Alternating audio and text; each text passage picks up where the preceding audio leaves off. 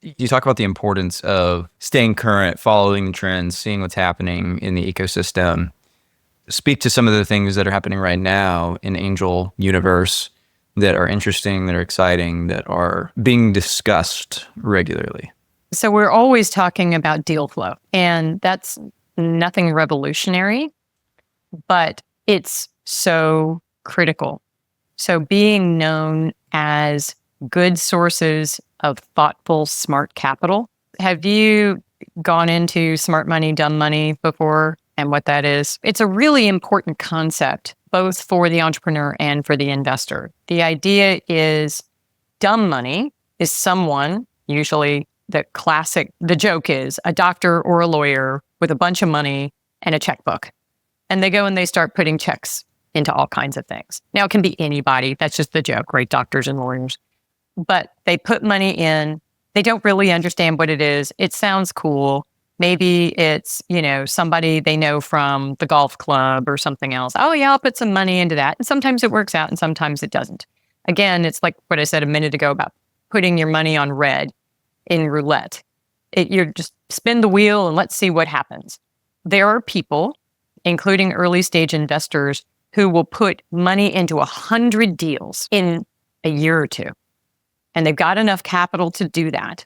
And they figure one of them will pop and it'll be a unicorn, and who cares about the other 99 dying? Well, that's a strategy. That's like betting on roulette. But that's what I would call dumb money. They don't really know the industry. They don't have any insights or expertise. Smart money is making much more educated bets. It's probably closer to poker, where it takes a lot of strategy, a lot of insight, a lot of reading the room and the personalities. But there's still obviously an element of chance because markets go up, markets go down, natural disasters, all kinds of things can kill a business. But you are stacking the deck in your favor as much as you can. That's smart money. But you also bring more to the table than just your checkbook. You're able to understand the industry, understand the entrepreneurs, and hopefully you're bringing your own personal expertise and your own Rolodex to them so that you can provide insights and assistance on their journey. As an investor, if you are invested in a good early stage company, they send us at least quarterly reports on what's going on with the business. They tell us the highs, the lows, the challenges, and then they'll put in the ask. Here are our sticking points right now that we really need help with. And a good investor makes the time to read all of those things and say, I bet I know somebody who could help with that. I'm going to go out of my way. I'm going to pick up the phone and I'm going to do something there. I'm invested in a company that provides really innovative, intimate apparel for women post-cancer surgery. That's a long story, but I'm invested in this company and she's having trouble breaking into some certain markets. Can I pick up the phone and ask someone at the Texas Medical Center to talk with her? She's not based in Texas. Yeah, I can do that. You better believe I'm going to do that. That's smart money. That's somebody saying, she's got a challenge. I'm not her biggest investor by far, but I can be her smartest investor. I can be someone who's trying to help her.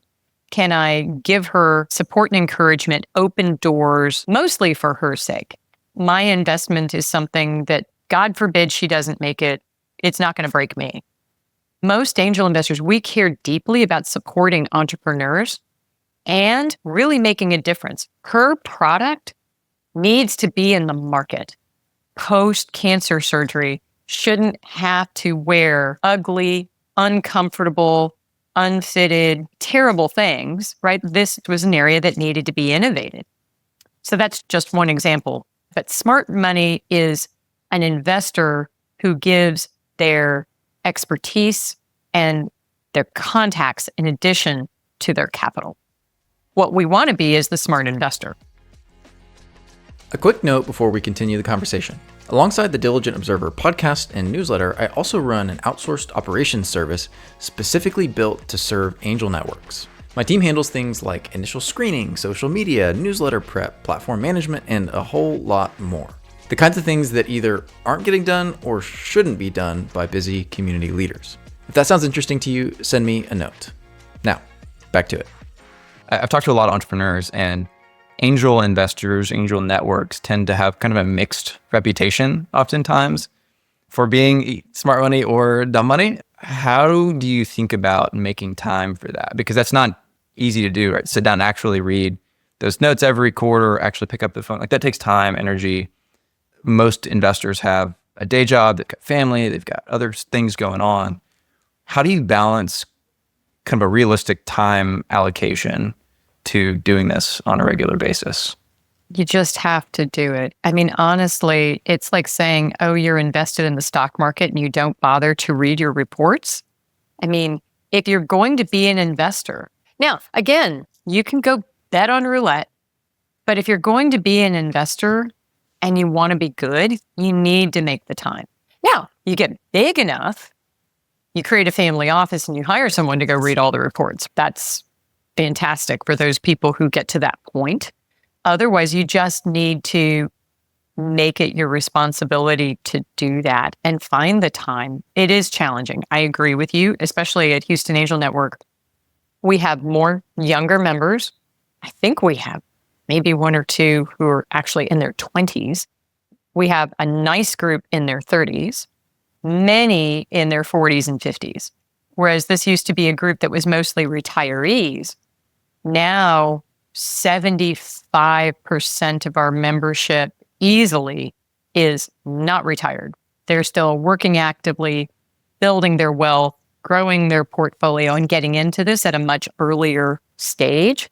And you're right, it is a challenge to do that. Just to kind of give you the flip side, I think entrepreneurs who take dumb money, that's actually a warning flag for me. If I see them taking a bunch of dumb money and filling out their whole round that way, and they haven't brought in somebody who actually understands their industry, that's actually a big concern for me.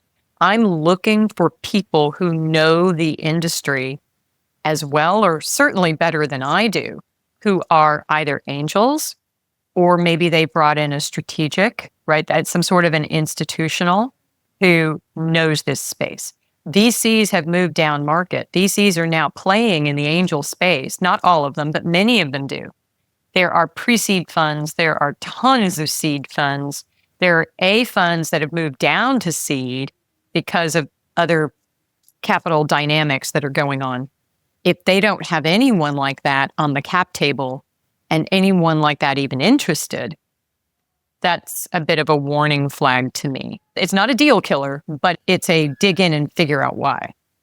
So how do you suss that out? You literally have the entrepreneur open up the cap table to you and you look up every single LP.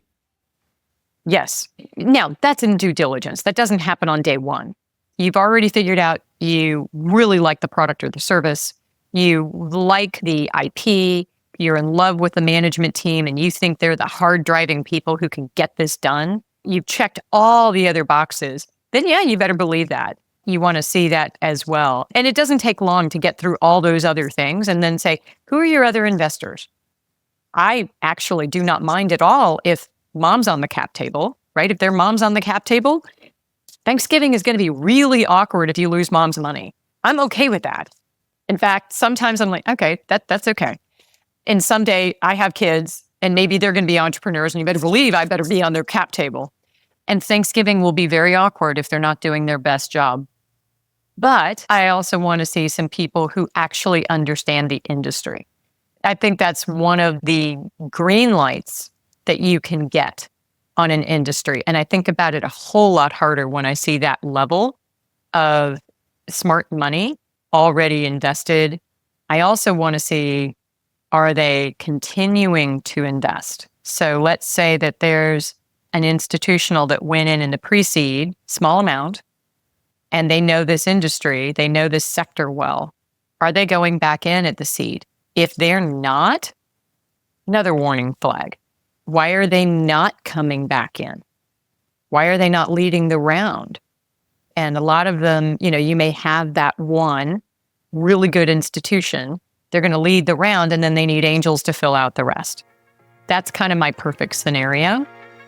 Though I also want to talk to that fund. I want to talk to the person at the VC, find out something more about them, what their successes are, what they're seeing in this. This is back to building the relationships across the entire ecosystem. Thanks for listening to this episode of The Diligent Observer. I'm your host, Andrew, and if you're an angel investor looking for essential angel intel in 5 minutes every week, I think you'd enjoy my newsletter. I send my best stuff, interesting deals, and more straight to your inbox so you never miss a thing. Subscribe today at thediligentobserver.com.